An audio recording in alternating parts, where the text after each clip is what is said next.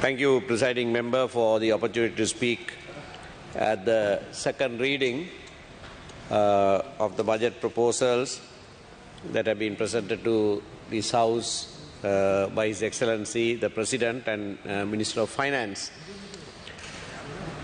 Whenever I have spoken on the second reading, and if it was the President who held the portfolio of finance, I have consistently raised my objection to that fact, and I must place my objection today also. I have done this since 2010. The reason is that the Constitution says that public finance is a matter that is entirely in the preserve of Parliament. And therefore, I take the view that it is only a member of Parliament who is accountable to Parliament in that way, who must hold the portfolio of finance. His Excellency the President is not a member of Parliament, although he can attend Parliament and he can answer questions. I take the view that the Chief of the Executive, who is not a member of the legislature, should not hold that post. Now, having said that, I want to start by welcoming some of the proposals that have been made. For instance, we welcome the increase in monthly cost of living allowance of public sector employees and pensioners. Although insufficient, it's a welcome increase. Also, the increase in monthly allowance for persons with disabilities, elderly citizens and kidney patients, most welcome. Then expediting compensation for missing persons. Now, there was a large sum that was allocated several years ago that was not spent. There is an amount in the Appropriation Act, but over and beyond that, His Excellency in his speech said he is allocating a further sum to expedite the payment. Providing land ownership to farmers, yes, that's a very salutary proposal, and we welcome that. Fishery industry development in the northern region, a long felt need, and in the budget proposal that has found mention, and we welcome that. Construction of houses for internally displaced persons. Initiating preliminary work for the water supply project in Jaffna. All of these are matters in the budget proposals that we welcome. However, it is one thing to have these proposals, and it is quite another thing to see them realized. So that is why we have reacted with skepticism when even these welcome proposals are mentioned. We have tracked, of several agencies have tracked the progress made on budget proposals. The Committee on Public Finance has been specially tasked to do this, and between the years 2015 and 2019, I had the honor of chairing that committee, and we started that process, but often came up against a blank wall because there was no information available. And I must say, current chair, Honorable Dr. Harsha De Silva, is also taking a lot of effort to track to see whether previous year's budget proposals have been implemented or to what percentage has it actually been realized. Only 8% of last year's budget proposals, there is even some progress at all. A stupendous 68% has no information at all. No information at all. Then how can we be satisfied? How can we be happy that some progressive proposals have been made? They amount to just words. And I urge the chair of the Committee on Public Finance to sit at least once a month and summon officials to disclose to that committee the progress made on each of these proposals. It must be a continuous assessment process. If not, Parliament cannot actually exercise that powers over public finance.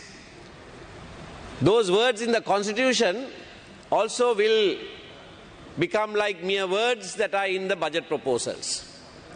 So if that is to have any meaning, and in the House, the full House, we will not be able to do that. So now that we have a Committee on Public Finance, I think it would be appropriate to have regular, at least once a month, a meeting to assess the progress on all of these proposals that have been made. I must say that the revenue proposals are wholly unrealistic, and it is not this year alone that it's happening. If this is a trend, then we must know that those are unrealistic. Even in the past years, we have found that it's a habit to make overestimation of revenue and underestimation of expenses. That's the way you show at the budget time, at the budget proposal time at least, that's the way you show a smaller deficit, knowing all too well that that is a false figure, that the deficit is actually much, much larger, several times more. So the revenue proposals are wholly unrealistic. Even now, the reason given for the increase in the VAT percentage is said to be revenue has not been collected as envisaged. So we knew that well before. How did we know that? Because revenue has never been collected as anticipated or as disclosed as the revenue proposal. So we know that. Now that is being said as a reason for burdening the entire population with a VAT rate increase. If the inland revenue properly collected taxes from those who are obliged to pay taxes, we obviously won't be in this state. And that is why in the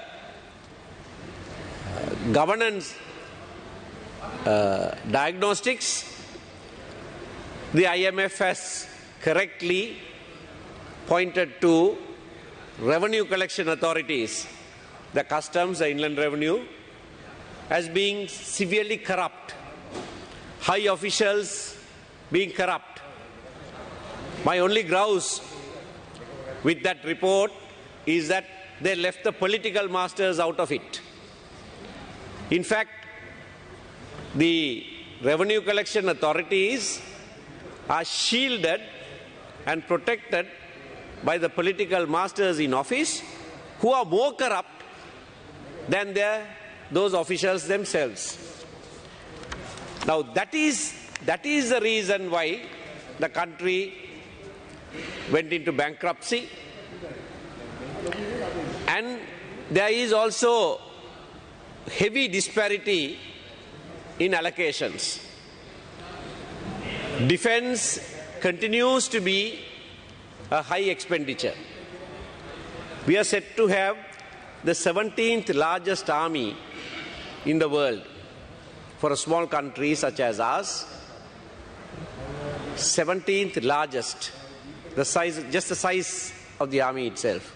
I can understand when, at a time when that was perhaps necessary, but 15 years or 14 years after the internal strife ended, there doesn't seem to have been any effort taken to demobilize the armed forces.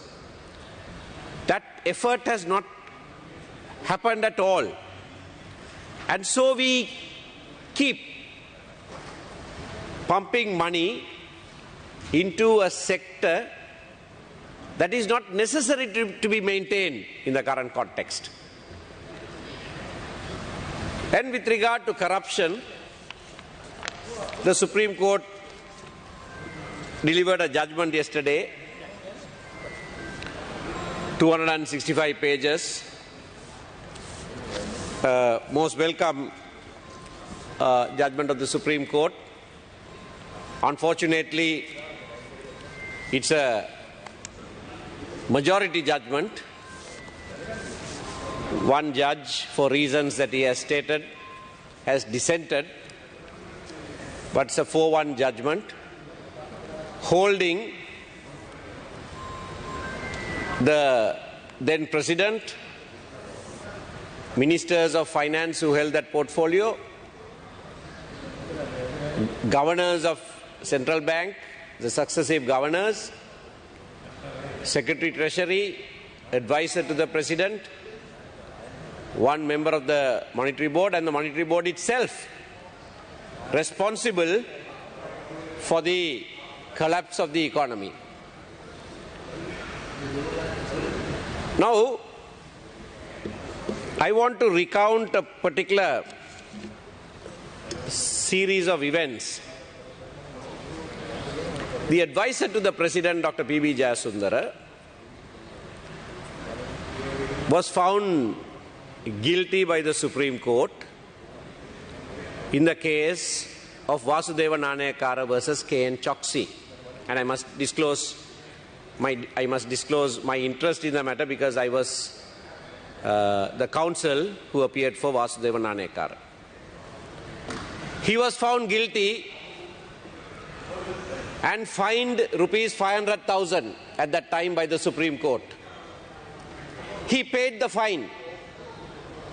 He was told that he cannot hold public office thereafter. He gave an affidavit to court stating that he will not hold any public office thereafter. Then there was a change in the office of the Chief Justice. And the new Chief Justice, the Minister of Justice is asking me to name the person. I will name him. I will tell. It's not wrong to name. The new Chief Justice, Asoka de Silva, constituted a court to which Dr. P.B. Jayasundara made an application to withdraw his affidavit. Why? Because then President Mahinda Rajapaksa insisted that P.B. Jayasundara and P.B. Jayasundara alone must be appointed Secretary to the Treasury. As counsel for Honorable Vasudeva Nanayakara, I objected to this. One day the full court sat, 10 judges sat, one judge was unavailable, and then a 7-judge bench allowed it with one dissenter. Honorable Shirani Tilakavadana wrote a dissenting judgment, a dissenting order. Others allowed it. And he was appointed Secretary to the Treasury.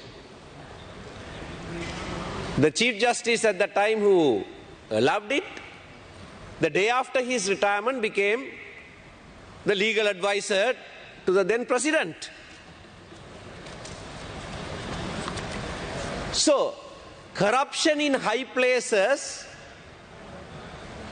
is demonstrated by this just one example. And now the Supreme Court again finds that president, his two brothers, Dr. P.B. Jayasundara and others, responsible for the collapse of the economy. There is one thing that they have not done and that they should have done. The court should have done. In the Easter bombing case, for failure to prevent the attack, the former president, several others were asked to pay hundreds of millions in compensation. But in yesterday's judgment, those who have been found guilty, found responsible for the economy collapsing in this country, don't have to pay any compensation. Court says petitioners did not ask for compensation. No, the court could have granted just and equitable relief. Surely the Rajapaksa brothers have enough money to pay the 22 million people in this country. Surely if a compensation has been ordered, all the money that is parked outside the country can be brought. Minister of Justice himself said several people have parked their money outside the country. It can be brought and the country's economy can be revived just on that alone. Country's economy collapsed because the public money has been stolen by president and his brothers and several those others who worked with them. They have taken the money out of the country. What the Supreme Court should have done is ordered them to pay compensation for every citizen of this country and bring that money into the treasury, and that would have seen the revival of this country's economy. This is not the end. Perhaps due to the, I'm concluding, perhaps due to the nature of the proceedings in the Supreme Court, that is what the court has held. But I'm sure now must start a recovery process from those who have been held responsible by the Supreme Court. And every citizen of this country is entitled to make that claim, to ask them to bring the money back and make this economy stand back again. Thank you. සුතේ ගරු මන්ත්‍රීතුමා ඊළඟට ගරු ආචාර්ය